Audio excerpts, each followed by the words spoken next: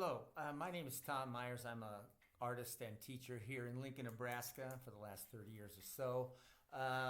6 or 7 years ago, I first became associated with the Lincoln Arts Council, and I've done as many as 20 projects with them, large and small. I find them to be an extremely enthusiastic, well-focused group, well-organized, and I have had a number of extremely fulfilling experiences doing work for them.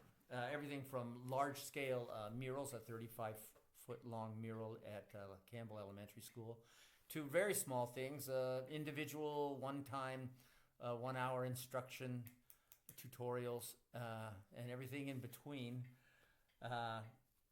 I am just a wholehearted endorser, advocate for the Lincoln Arts Council. They've been good for me professionally and personally, but they also are great at fulfilling their mission of connecting art and artists to the community, to the greater community.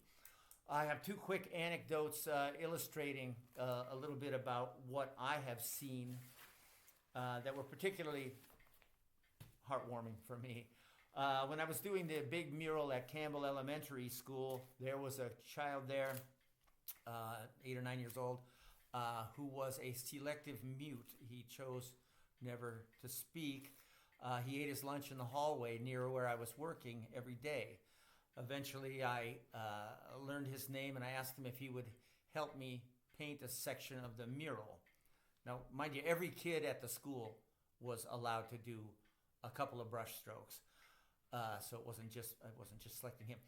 He nodded his head yes. A few minutes later, he walked over, and I dipped a brush, handed it to him, told him what I would like, and was immediately impressed by his finesse, his light touch, his precision, and he seemed to understand what he was doing.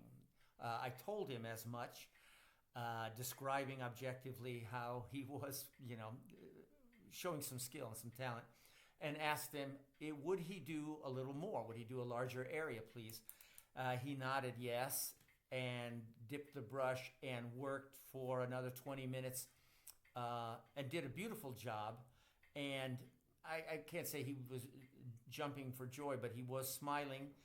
And it was really a nice moment that didn't require language.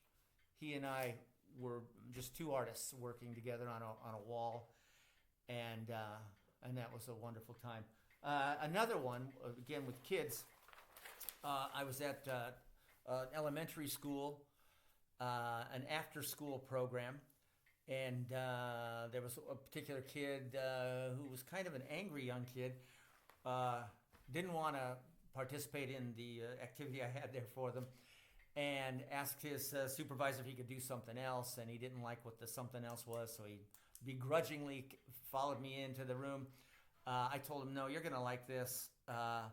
And when I gave some instruction and watched him begin, and again, it was immediately apparent that he had a greater understanding than your average kid of what he was doing, and some innate skill in mapping it out and getting the scale and the color balance and everything correct. And I described that to him, that he showed some skill, and I asked him would he mind doing a few extra squares since he's good at it.